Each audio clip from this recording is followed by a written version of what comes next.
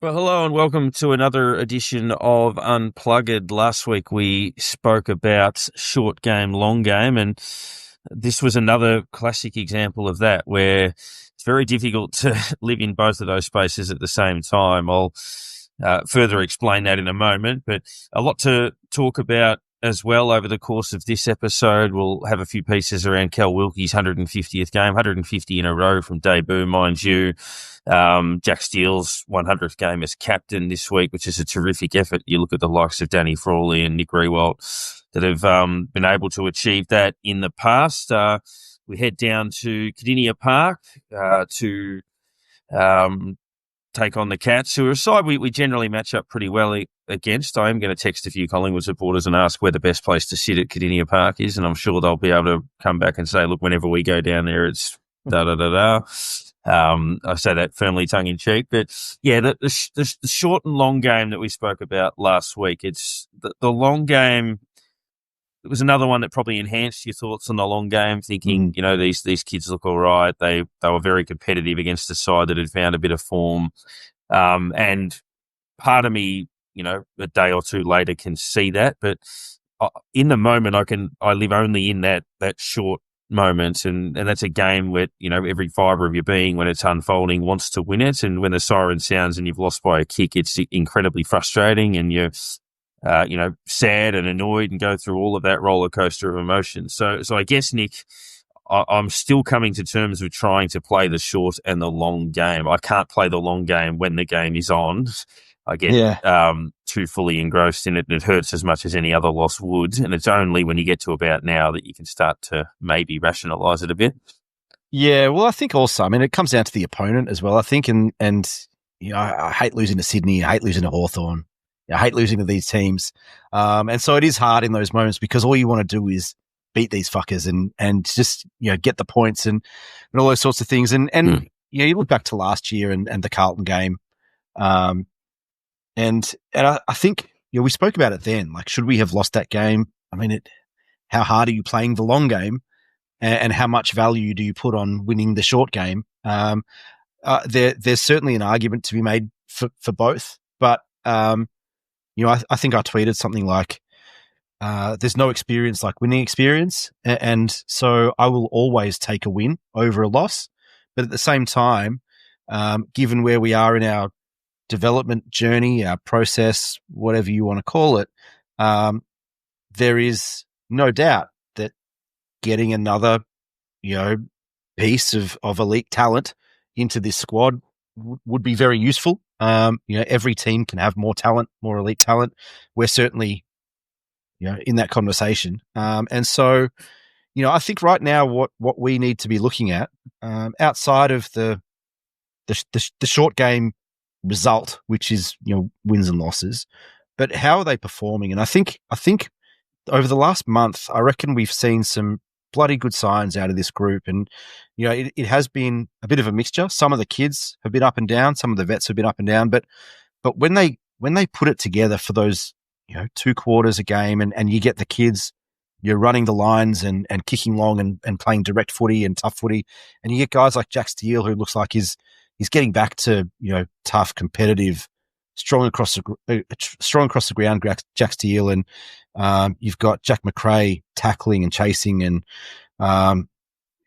getting the ball out of the middle and all those sorts of things. And then you see other guys that maybe less heralded guys like Angus Hastie and what he's been able to do. And obviously we've watched Hugo Garcia grow over the last 2 years and these sorts of things. Like, this has been really impressive. And I know that there's a lot of Saints hate out there on the socials for our kids. And, a lot of people talk about, where's the talent coming from? They've got no talent and whatever. I just don't think it's true. And I think that we've started to see it. Yes, we haven't won those games, but they have played some really good football at times. And I think that that's what we're looking at now as the baseline type of football that we want to be playing, offensively and defensively, for the next few years. And this is the benchmark. Right now we're trying to build our trademark, and we've heard coaches like Grant Thomas and Ross Lyon and whatever talk about what is our team's trademark, what is our mentality, what is our physicality, what is our personality as a squad and as a team. And I think that we are starting to see that now. We've seen glimpses of it over the last few years since Ross has returned, but it's been pretty haphazard and ad hoc because the squad and the number of injuries have meant we've been playing chaos ball a lot of the time. But I think what we're seeing now is the type of game, the type of footy that Ross wants us to play: run hard, be direct, play hard, play the man, get to the contest, and impact at every opportunity, whether it's moving the ball forward or getting back. Run and carry is a huge part of it, and we're seeing that. And I think that we've now got enough runs. We've got enough runs on the board, I guess, as a squad over the last 6 weeks, half a season, with guys coming back and players playing their role, and we're starting to see these young kids, get a couple of games in a row and all these sorts of things. I think it's just a really promising time, and I do get what you're saying about you're needing that space from the end of the game and a couple of days to kind of reset and all those sorts of things, but I'm actually finding it a really exciting, really positive time for us at the moment, just because I can't say I don't care if we want to lose, because obviously I will always take a win. I will always take a win. And I said that last year after beating Carlton. But the way that they're playing and who we're seeing develop in front of our eyes is just really exciting and really entertaining. And I'm just looking forward to what we're going to be able to do with another preseason into some of these kids, get some more talent through. Whatever happens at the trade table is going to happen. What does our squad look like in 6 months? Like, there's so many variables going on right now, but the way that we're playing and the way that these kids are developing, they're not hugely heralded names, but I think they're playing some pretty good footy, and I'm excited to see what this group can do. Yeah, like Garcia's goal out of the middle in the third quarter, and we haven't kicked a goal like that all year in terms of, long running, penetrating kick through the middle of the ground and attacking the goals, not trying to hit someone up. And yeah, I mean, it's an interesting one. I think all of that's right. But I mean, when we're a point in front with 4 minutes to go, you're still sitting on the edge of your seat and you're nervous and you're flat when you don't win the game and when you don't haul in that mark late. And, people always talk about nourishment, and you kind of feel like for all of that effort that to get something on the board, as a reward, as if to sort of say, yes, you're on the right track somewhere along the way is important. And I think we do need to pick a few up on the way home for that reason. And I don't think that compromises ladder position too much when you look at Melbourne and a few of those others around us. And it just comes down to, compo picks for West Coast and potentially Essendon if we climbed above them. If they got a compo pick for Draper, who's half dead, you'll get band one apparently. So, yeah, it's interesting. But I feel, H, that we've been pretty well coached over the last months, and it feels like the players know what they're trying to do. And I was really fascinated listening to, I don't listen to a lot of the shows now, but Daniel Hoyne, when he does the champion data stuff, they paired clubs up with other clubs based on which clubs play the same or which clubs play similar on structure. And St Kilda were paired up with Brisbane in terms of ball movements. They said that obviously St Kilda's execution inside 50 was poorer and they couldn't convert as many chances inside 50, but they said their profile of ball movement was similar to what Brisbane do in terms of zipping it through the middle. And I think that's probably right. We just don't have the polish. But yeah, that all the signs are there. It would just be nice to pick a couple of wins up. Oh, yeah, absolutely. That is the one thing we can look at. You do look at the way we do move that ball sometimes, and you just we grab it out of the back line, and a second later we're looking for a target up forward. As you're saying, that's currently our downfall. That's sort of where it's all falling apart a bit at the moment. It was on the weekend wasn't too bad, to be honest. It was we had the extra target up there this week. It was just gave us a bit more freedom in the way of a bigger defender had to move to either Marshall or Heath, depending who was down there, and that freed up Cooper Sharman a little bit. It freed up, just the other forwards. It just moved that structure up one position and just gave us a bit more idea what it'll be with a proper target up there. And when you sort of look back at the result now, you go, it was quite annoying on the right at the moment. As soon as the siren went, you're going, so close, but so far. But it's close to a perfect result because you think about the guys have got in their head, hey, we probably could have or should have won that. We've showed it against last year's grand finalist. We've pushed them right to the end. We've taken it's pretty much a positive result when you think about it because they're probably on the way back a little bit compared to us, and we're on the way up, and that's that crossroad there is sort of letting our way. So our guys are going to get next time we play them, and who knows when that'll be, or next year, and we'll probably be 15, 20 games more into all our young guys. There'll be, I'm assuming they'll probably have probably a couple of their older guys back at that point because they've got missing quite a few at the moment, and just that youth that we might be able to throw out against them. Hey, it's quite a positive outlook to think, well, we could just run all over the top of them. And then we saw a bit of that actually in last year's game against them. The positive is we've beaten them by 2 points. We've lost by 5 points either side of them playing a grand final. That's pretty big against a team like that. So they're almost what you could call a bar that you want to sort of aim towards, but because they're not going to drop off, we know that. They're not going to be a team that bottoms out. They're just never going to do it. If we could just, I guess, keep our head above water against them, sort of thing, and yeah, we just keep rolling on, and I reckon we'll be hopefully up to a point where you go into a game against them in the future, go pretty confident against them this year. I reckon we knock them off. And hopefully gets to the point of thinking we walk into the game going, we're going to win this. I mean, the confidence was there on last week going into the game, thinking, okay, yeah, they're coming back a little bit, but it was still a bit of confidence, thinking, oh, we could probably pinch this, and almost did. It's interesting. Like you mentioned Hoyne, Darren, and I think over the last couple of years, we've been ranked really high in that kind of speed of transition from defence to forward. Probably top 2 team for the last couple of years in terms of that transition footy in the way that Champion Data measure transition.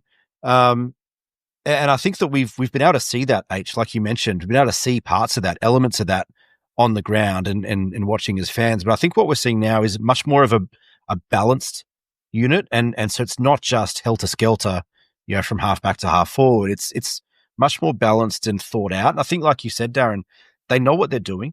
Like they are very well coached at the moment. They know what they're doing. They know what their roles are. And that's always been a hallmark of Ross Lyon teams, is that every player knows what their role is at any moment, no matter what the circumstance, no matter the situation, no matter the score, no matter how much time left. Every player knows their role and what is expected of them in that moment. And a game is a game of moments, you know what I mean? And I think now what we're seeing is that starting to take hold with this young group. And that sort of thing takes a while. We saw it with Ross Lyon 1. It took a year and a half for that. And that was an uber talented squad, as we know. But it's a different mentality. It's a different way of thinking about the game, of approaching the game and executing the game. And it's not new to AFL footy either, by the way. I mean, Wrexham have just been in Melbourne, and they invested cash, they brought a new coach and whatever. They didn't get promoted that first season. It took them a year and a half to kind of start putting it all together before they got promoted from non-league to league. So, this type of journey that we're on doesn't happen overnight. And yeah, it can be frustrating and all those sorts of things. But I think we're starting to see what we want to see out of this group, and what Ross Lyon and his coaching group want to see out of this group, which is them doing the things that is on the whiteboard. And it's not just, kick the ball long and hope. There is a structure. And I think also that we understand what we don't have. We know where the holes are. And I think we saw some of that, against Sydney. People talk about, why do we need a ruckman? We've got Rowan Marshall, and why do we need De Koning and all that sort of stuff? But there's a clear hole for a second ruckman, whether Max Heath can fill that role. I mean, Dodson's a first-year player. He's not ready to be that guy yet, as promising as he looks. But we do need a second ruckman. We need someone to give Marshall a chop out and to let Marshall float forward and impact. So I think we know what we don't know yet. I think we know what we don't have yet, but it does feel like more than ever that this coaching group and this administration knows exactly what they're doing. And that's where I find comfort in losses. Yeah, that could be the title of the episode. The old Donald Rumsfeld, was it known knowns and unknown knowns, I think was his his famous quote. But it does look like there are, certainly parts of it that are coming together. Tom de Koning's the interesting watch. Reports over the last day or so that, he's struggling to breathe on the ground for Carlton, and he got hit in the larynx, I think, earlier in the season. So, against us, you combine that with the Bronx cheers he's getting. Carlton fans are obviously trying to push him out. So that looks increasingly likely. Lee Lears looked all right for the Giants. And then obviously you look at potential draftees and development in kids and those sorts of things, and it all looks okay. Wrapping a bow around that game, in terms of the awards, I broke my votes down into, I had 5 1s, a 2 and a 3. I wanted to stress that Garcia was pretty unlucky. I thought that he, might have only had the 15, but his influence was pretty high. I gave 1 vote to Max Hall, though, for 3 goals and another influential performance in the forward line. McRae, not so much his prolific disposal game, but tackle pressure and clearances. 1 to Nass, a bit of a quieter game for him, but still had an influence for 24. If 24 is quiet, then you're going okay. I thought Liam Stocker was terrific. I thought he was in our best handful of players, and continues to be an important presence. Wilkie, again, marshalling that defensive unit. 2 to Jack Steele, who I thought was probably best on ground to 3-quarter time. And then Marcus Windhager with a career-best game, particularly in the last quarter, probably took the honours there, Nick. That's how I separated my 10, with Windy getting the 3. Yeah, pretty similar. I couldn't split Steele and Windhager. I thought they were both equally important and impactful, so I gave them both 2, pretty much for those reasons that you mentioned. And then I just gave a bunch of 1s. I thought Sharman competed really well. I thought that was probably the best thing to come out of Max Heath's debut, was that Sharman was able to get more involved up the ground, that he wasn't taken by the number 1 defender all the time, and that he just looked freer. And I thought that was a really key indication of, what happens when you get a proper key forward in there, and Sharman is your second or third forward. So that's really promising. I gave 1 to McRae. I thought it was just a really workmanlike performance from Jack McRae. I think he had 11 tackles to go with his 20-odd touches, and just does what he does. And when he and Steele are both playing good footy, our midfield looks so much better. I get the argument that you can't have Steele and McRae and Clark and whatever all in there at the same time, but I understand the argument. I'm not sure I agree with it, but I get the argument. But when they're in form, there's no reason why you can't have all those guys in there at the same time, because they all bring different elements to the game.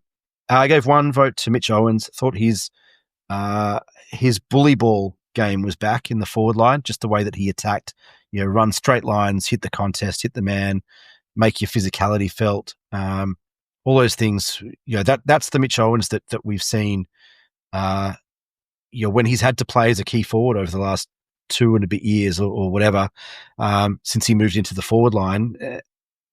That's what we need to see from him. If he's going to be a forward, if he's going to be a permanent forward, we need him to be that Aaron Hamill type, see ball, get ball, attack the man, put the pressure on, straight line run at the ball, etc., and hit the scoreboard. And when Mitch Owens is running towards goal, he very rarely misses. Set shots aren't great, we know, but when he's in general play and he's running towards goal, he's pretty good, ball in hand.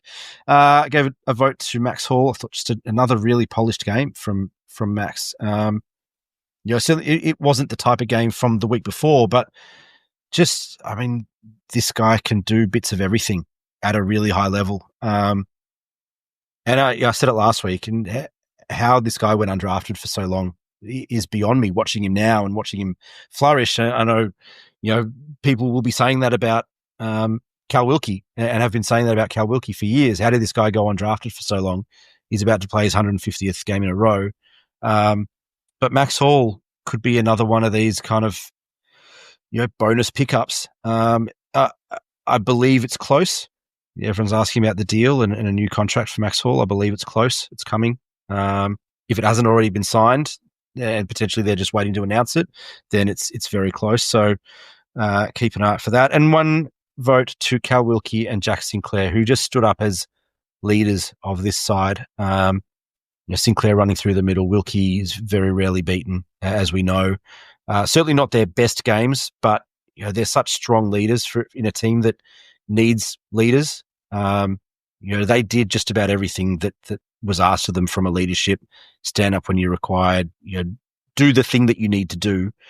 They both did that all game against the Swans, and so one vote each to Wilkie and Sinclair. That's my 10. H. Very, very similar numbers that will come up here. Won the Hall for all those same reasons. He just gives us something different, gives us a little bit of a spark, and he's sort of playing this really, really high small forward. It seems at times it's he's not roving the packs at 25 meters out. He's roving the packs about 50 meters out and bursting away from him, and it's a pickup that we're just looking and going, wow, this is it's a win for us. It's one of those ones, and we're starting to find a few more of them, and that's what's going to build our list, as we were talking about before. So he's added a lot, and he's well and truly deserves a great contract coming up. If we can, probably want to be someone that we maybe want to lock down, because I reckon there'll be a few others scouting him, to be honest. So it'd be good to get him to stay. One to McRae for all the same reasons. Get ball, tackles. It just keeps working all day. The last few forward movements in the game where he was involved in pretty much most of them, trying to get us right there at the end, and couldn't quite get us over the end, but all good. Naz, not as effective as what other weeks, but tagged all day. 24 disposals, still well and truly involved in the game, and that's a pretty good day. Beating, like, it's almost a beating a tag at that point of what he's provided. He's probably the best tagger in the competition at the moment as well, Jordan. Yeah, he's pulled down a couple of good names. I mean, we've got our own guy that we'll talk about as well, but up to 2 votes. I've got Jack Steele 2. He just led the way on the day. He's as we've been saying, it feels like he's been building, and it still feels like that's building and building. He's run with Heaney for a lot of the days. Almost like Heaney didn't have that impact he quite often has against teams. He didn't dominate us on the day. There's a few patches where he probably looked like, he's going to do something here, but still ran with him all day and pretty well either broke even or probably got ahead of him overall. So it was a pretty good day to watch him do what he did, and hopefully it's a continuation to finish off the season strong and get into the preseason and start again, hopefully, and get a big season where he's no injuries, no hampers to pull him back, and it's a hopefully a good sign that he's got that under control. 2 to Wilkie also. Worked down back all day, led the way down there. Just almost goes over the line when you look at what the things he's doing with the keeping the troops under control down there and that, and it's just a workman effort as we've seen on every other game that he plays. And by far Windager, that's his best game for the club. He, as we've been saying, he runs 2 ways. He keeps his player under control and hurts him back the other way. And this is probably his biggest offensive output that he's ever given us. And as I said, he's still defending going the other way at the same time. And we're seeing, I think Darren's told us a few times about the games he was playing in the under 18s and that before we've drafted him, and saying how much impact he was having on those games. And we're really starting to see that level that he was at in that under 18 age. And he's feeling like it's going to get to a point where he's giving us more attacking than he actually does defending, but is still going to be there running both ways all the time. He puts in more than most we've seen for quite some time, to be honest, and he's going to be a big thing for us going forward too. I feel like he's a perfect Ross Lyon type of player, isn't he? And those stories about him not being in the best 23 in that presentation to Naz and whatever just feels like, if it's true, just feels like an oversight more than anything. And I don't understand how it could be true because I feel like, I mean, H, you just said it, that's his best game for the club. I reckon we've said that 4 or 5 times this season already. Like his 4 or 5 best games for the club have all been in the last 10 weeks, potentially, or 12 weeks. So, I think he's been fantastic this week. I think you're probably looking at a top 10 best and fairest result for Windhager at this stage. You're not always heralded, but I think he's been amazing. The knock on his game earlier in the year was, is he a tagger? He can't hurt you. He doesn't get as much of the ball. Maybe he's just a tagger. But when he's been let off the chain in the last month, he's been terrific.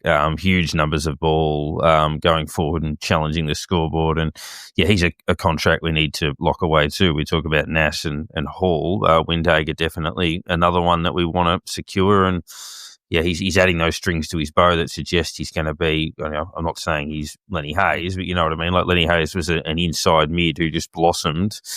And, you got to give these players time, and Windhager looks like he's, going to have a pretty long career. So hopefully that's with us. The Jason Blake Awards, probably a few contenders within this space. I gave mine. You had one of the worst free kicks I've ever seen paid against him right at the start of the game for Sydney's first goal. I'm still trying to work out what that was actually for, but I think he competed pretty well and has for most of the season. And I think getting some support around him will only improve. And that's Caminiti, over 100 marks for the year. I think he's in the top 10 in the AFL.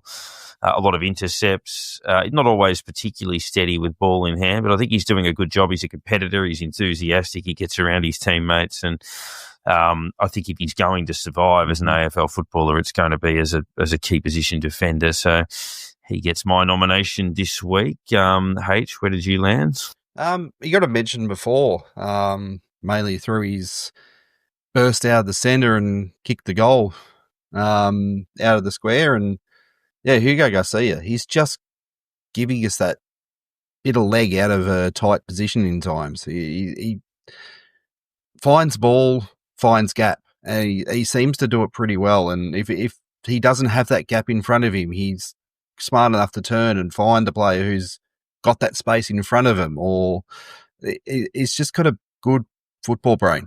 We're not, like, none of us gave any votes to him, but we pretty much all gave him a mention. He was probably almost next in line if you extend it out. So, look, it wouldn't have got many plaudits from anyone this week, but the bit that he's giving us in the middle, just that nuggety, hard at it, and then that burst of speed that he can give us is, really, really giving us a good difference in the middle from as we're saying, Steele and McRae, that where they get a lot of ball, but they don't have those legs and that bit of pace. So gives us a nice little difference to mix it up in the middle there, and hopefully see a few more of those goals out of the middle, because there's some of the things that we haven't had much of over the last few years. So hopefully that can become a bit of a norm for him. Nick, your Jason Blake?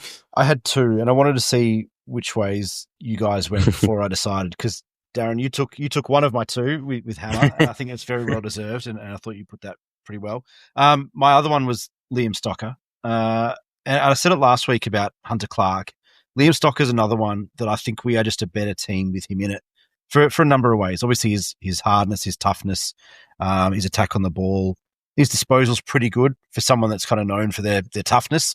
Disposal's pretty good. He's got a bit of a leg on him. He can kick well. He can take a strong mark.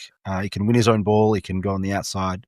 But his leadership, I think, is underrated as well. I think he's a very underratedly strong leader within the the four walls of the footy club. And I think that the boys respect him. And I think when he speaks, they listen. And his ability to direct out on the field is almost like a semi-leader, is a quasi-leader. I don't think he's in the leadership group, but I think that the group sees him as a leader.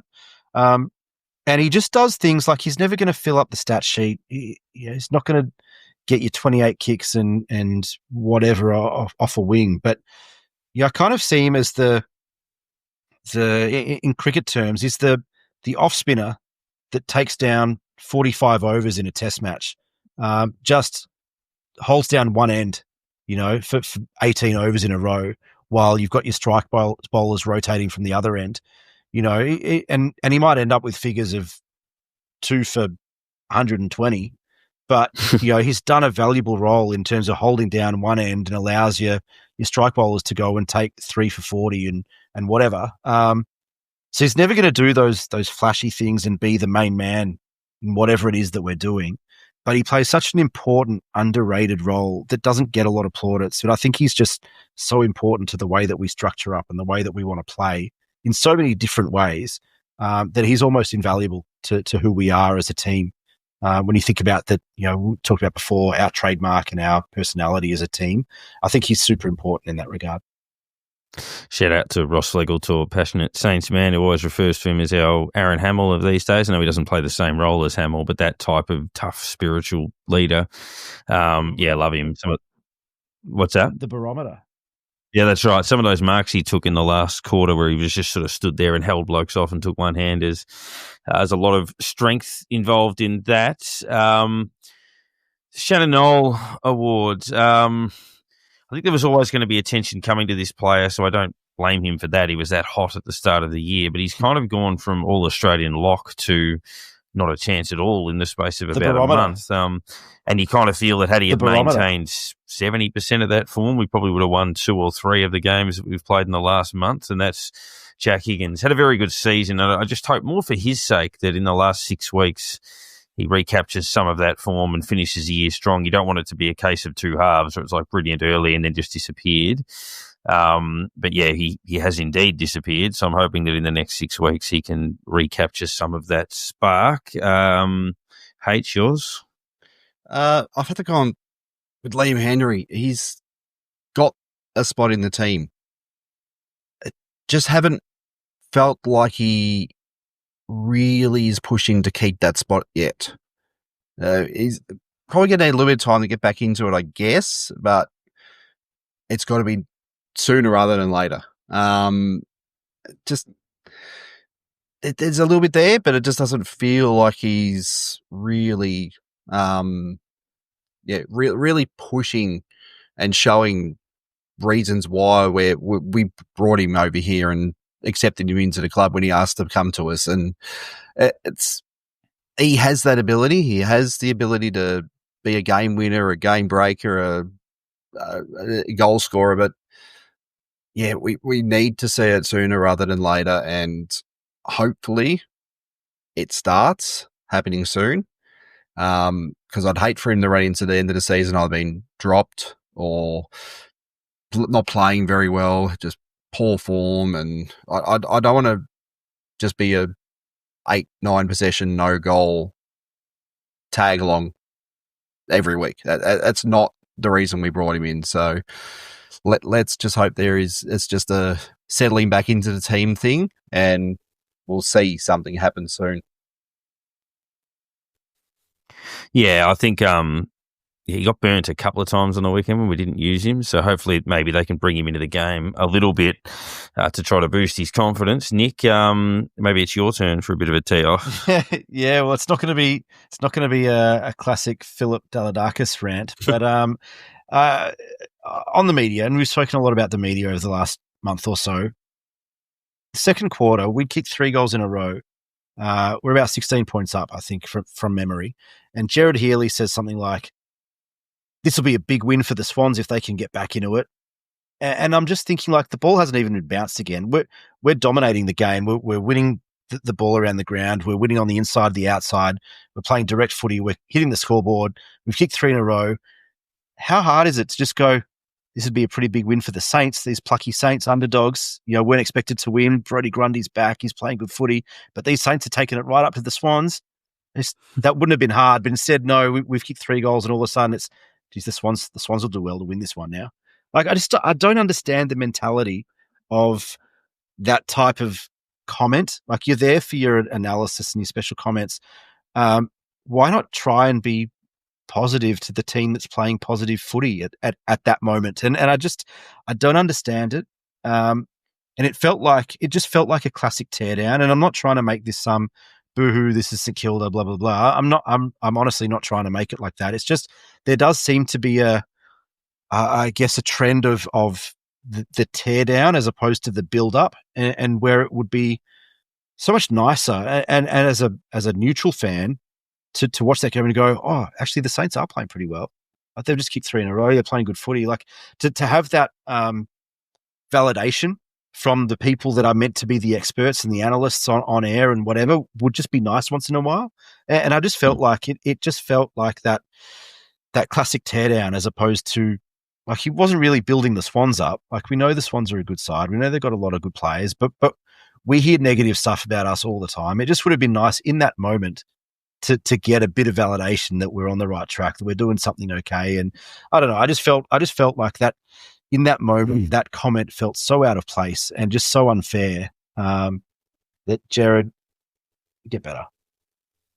I was actually doing the sums. We'd actually kicked 6 in a row at that point, because it was 2-5, then it was 8-5. So we were all over them, and we probably should have been double the lead at that point. So it was very much against a trend. It reminded me of Ross Glendenning, good commentator, but not when West Coast were playing. And in 1998, the famous comeback match against the Eagles, one of the late goals that we kicked in that game, Aussie Jones took possession between wing and half forward and took 5 bounces and ran into an open goal and kicked it straight through the middle. And he had Chris Waterman probably 4 steps behind him the whole time. And I'm like, that's one of the goals of the year. He's taken 5 bounces, run in, put St Kilda within a kick in the last 2 minutes, having been 5 goals down. And all Ross Glendenning said in commentary was, that was a pretty good chase by Waterman, wasn't it? And I'm like, what? He gained nothing on him, and his opponent kicked the goal. But, sometimes you are. So you're not sure about Healy's credentials these days anyway. He was the one that said we were stupid taking Naz, wasn't he? So that's right. He said we should have taken Josh Sin. That's right. Yeah. So where's he now? Probably where Jerry would be. Yeah, because we should have taken the local apparently. But as we mentioned, it is Callum Wilkie's 150th. There'll be a couple of little chats that we'll have for that. Chris Liberatore was a former Saints national recruiting manager. He, along with Chris Toche, who's been a guest on this show a couple of times, brought Wilkie across to the club, and we'll also have a chat to him about Rowan Marshall, another rookie that came good, and also good of Josh Carr, the soon-to-be coach of Port Adelaide, to give us a bit of his time. I know we don't always speak kindly of Port, but Josh was very good to give us his time when he's in, obviously, the cut and thrust of a season where they can conceivably still make the 8. So to have a chat to us about he coached Cal Wilkie at North Adelaide en route to a flag, and then obviously got us into a position to take him. So we've got both of those chats running for you. Before we look at a couple of the peripheral issues, Geelong at GMHBA Stadium or Cardinia Park is probably the easiest way to go. Some really strong performances in the twos. Dodson dominated again. He's probably not going to play. It looks like Keeler's picked up an injury and is out for a couple of weeks. But Dodson's had 28 possessions, 34 hit-outs, 7 clearances and 3 goals. So that's dominant. Paddy Dow had 33 possessions and 14 clearances. Darcy Wilson had 31 possessions and 7 clearances. Good performances from the likes of Patrick Said, but a fair way off. Zach Jones was okay, but hopefully, I don't say this harshly, but hopefully that's his level now and maybe even leads the side next year. Travalia was okay, but probably not a reinstatement game. If we are looking at changes, Butler's clearly going to miss with that horrific injury. Do we go, Nick, with Paddy Dow? Is it ready to pull the trigger on that? He's carved that game up. I think it was his 3rd or 4th game back. Do you bring Wilson back in? You would think they're the two that it would come down to for us. Heath will hold his spot with Keeler injured. Yeah, no, I think that's spot on. I'm inclined to keep giving Paddy a bit more of a run in the twos. I thought he was fantastic in the bits that I saw. I can't wait to see him back in the ones. You know, the journey that he's been on over the last 12 months is one that you don't wish on anybody. And to a point where you're worried about someone's life, not just their knee or their leg or whatever it is that you're worried about their life.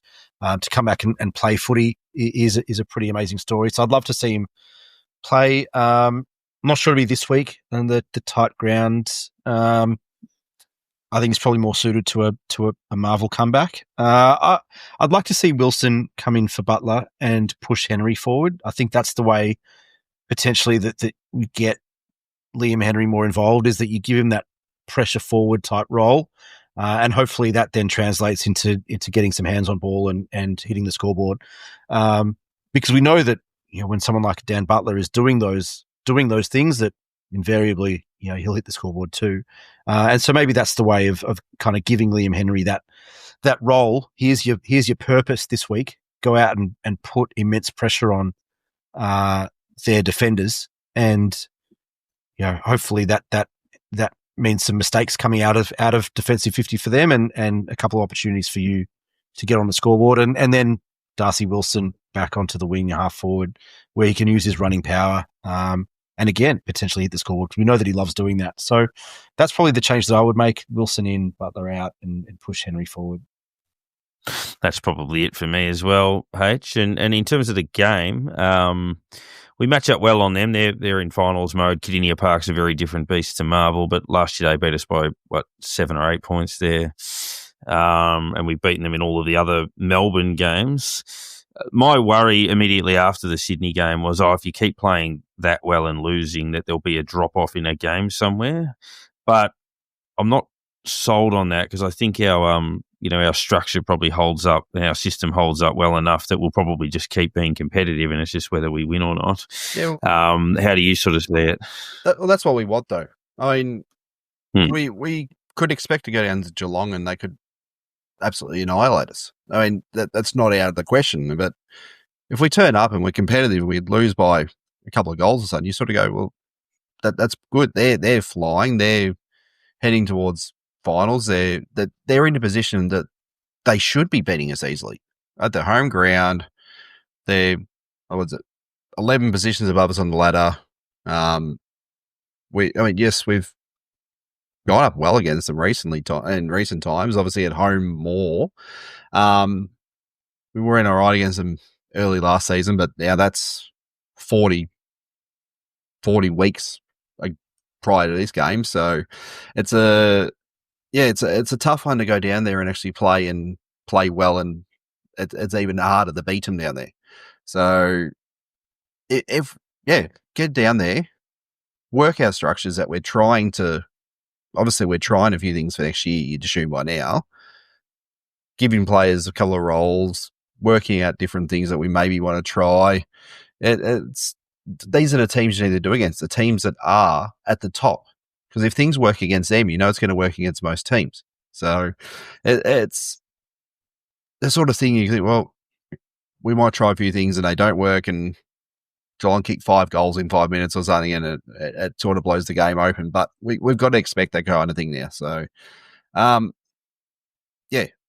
long as the effort's there, as long as I guess we're trying something, then to go down there and pinch a win would be probably amazing at this stage. So, but it's basically just wanting to see the improvement and seeing the what we're looking forward to running into next season. And I guess we can picture a couple of holes being plugged here and there by certain players, but otherwise that's what we're looking to do.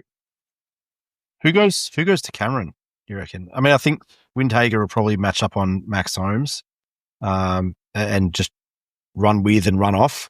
Holmes having a fantastic season, and Windhager's having a brilliant month or so. But who goes to Jeremy Cameron, do you reckon? Also, Wilkie killed him last year, but then you throw in, obviously, Shannon Neal. is playing very well for them. Kicked 5 or something last week. Cameron so you think that the big middle as well. Yeah, so Caminiti would go to the bigger player, which is Neil, like the more wrestler. Taru will get one of the. Cause it was interesting that Ollie Henry was a sub last week for them. But obviously Taru gets the third, but you'd think that it probably has to start with Wilkie in that option. I mean, it's probably a bit much for. We haven't seen it actually Taru at this stage. Yeah. Too much in the last two games, to be honest, because Geelong have in both those games started to struggle at points, and he has gone up the ground and disappeared. He was in the last game last year. He wasn't in the forward line for quite some time. So it's a case if we can beat him down the forward line that he might, disappear again. And it almost famous last words, but he hasn't hurt us that much. No, and that's generally.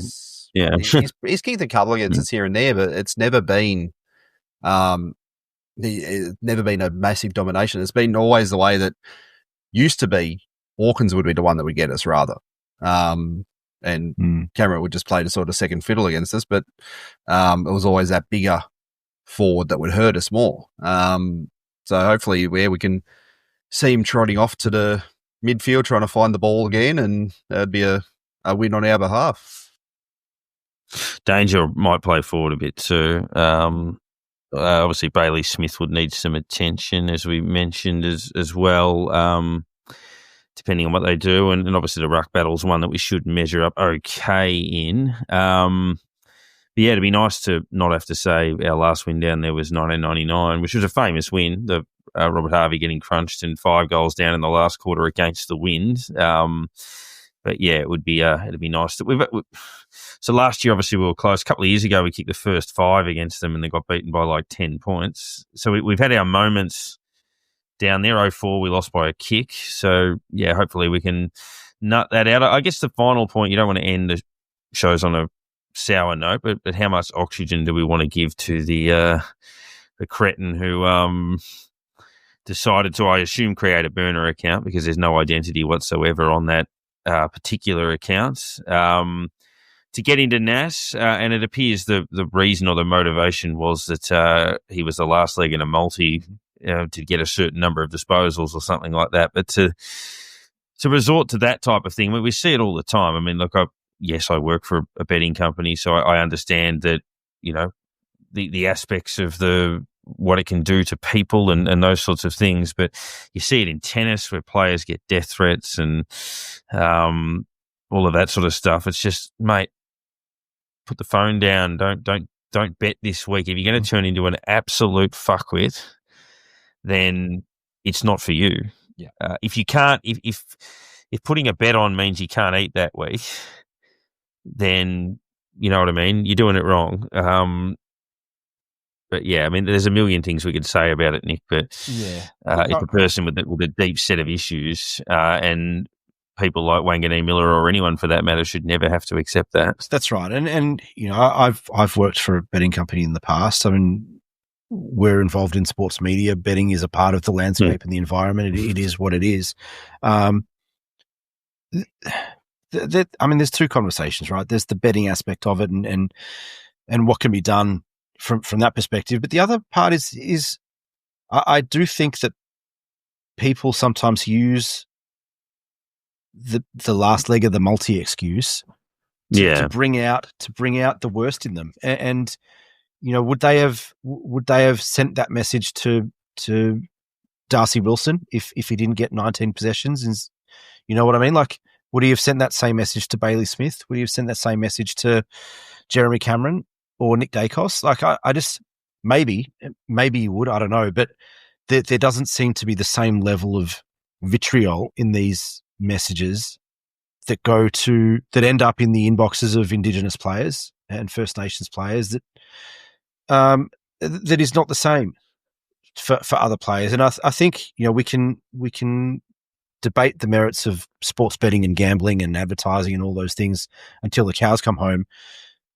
But at the end of the day, these people are fuckwits, like you said, Darren, and you don't want to give them oxygen, you don't want to give them air. But I think at some point, it's on the rest of us to call it out. And we have to do better. They have to do better. Let's just not do it for a start. But it's going to happen because people are fuckwits, and then it's on us to make up for it, and not make up for it. That's not the right phrase, but we have to call it out and make sure that we get around the guys that this is targeted to. And obviously, one of our guys was one of them this week, and another player from another club was another one of his best mates in Jace Burgoyne at Port. We have to get around these guys and make sure that they know that the rest of us say this isn't on, and that we support you and we have your back, and when these people are found, and hopefully doesn't take too long, but they're gonna feel the effects, and they're gonna cop the consequences. And I think that's the point of having the conversation, is to make sure that our brothers and sisters of Indigenous heritage, of First Nations heritage, know that we're there for them, and say point blank, this isn't good enough. This isn't on, and that bloke, whatever sanctions come his way, are deserved. Yeah, I think that's the key point. I think that the good then overpowers the bad, where for someone like Nass, it's a case you've got one anonymous cretin making a comment like that, which is then met with widespread condemnation from everybody. All of his teammates get around him, the football industry gets around him, football supporters get around him, and hopefully that's a positive reflection if you shine the mirror on it, saying that as a society we've come to a point where just nobody is going to accept that. And then he looks at it and goes, hey, for this one dickhead, I've got 15,000 pats on the back from people saying I'm in your corner, and hopefully that overpowers those sorts of down moments from people that aren't worth bothering with. Oh yeah, I mean he's got 99.99% of the community behind him. That's at the end of the day, there's that tiny minority who, he is probably half cut, and I mean he couldn't even spell ha properly. It seems like looking at the username, he's slipped an S in there somewhere, and it was just a terrible attempt at venting and trying to take out that on your bad pick. You made that decision. So, and I was saying to someone, I'm pretty sure James Jordan was probably more to blame than what Naz was, to be honest. So where was his best? Why doesn't he abuse him? And it's like he sees what it seems to be some people think is the easy target. And that's basically how a lot of the people view that. But it just isn't, because you're basically messaging when it's shared out the other 99.99% of people out there, because he's called it out. He's said, look what I've got, look what I've been given. So basically at that stage, everyone is against you. And so you're not just messaging him, you've messaged everyone, and everyone has seen it. And the second they find it, because they will find you. There's no doubt about that. There's so many ways to go around, and I'm sure that, it sounds like this guy's pretty crook. It's not going to be a guy who knows how to hide behind IP addresses and things like that. There's going to be a link that's going to be easily found. But you look at someone got 5 years for a pretty poorly written joke. I mean, you could see the intent of what that joke was the other week. It was stupid to do, and they get 5 years. Dumb. I mean, this is a life ban. That's got to be life. You can't do that and then hide behind it and that sort of thing. As other people have done stupid things which didn't have an intent, but this clearly does, and it's got to be someone who not only banned from AFL, banned from any sport betting outlets, anything like that. They've got to be cut off, because it's just none of these places can accept it. Yeah, what the Collingwood fan did with Voss was the equivalent, I think we said, of sending in a bomb threat to a police station. It's I don't think either of them are going to work for NASA or anything. It's not the smartest thing in the world to do. But yeah, in any case, obviously, if that ever gets back to Nas from us, that we're others in his corner, and we certainly love him and hope that we'll be watching him for a very long time, and all contract talk aside. But we look ahead to Geelong, another Sunday fixture just after lunch down at the Cattery. A side we play well well against, and it shouldn't matter where. So hopefully we can bring our best down the highway to that little shithole of a ground they play on and get the job done. But listen out for our chats with Chris Liberatore and also Josh Carr on Callum Wilkie ahead of game 150. Only the second player to play 150 games in a row from debut. A remarkable effort and one of many key stats in his career. But go Saints.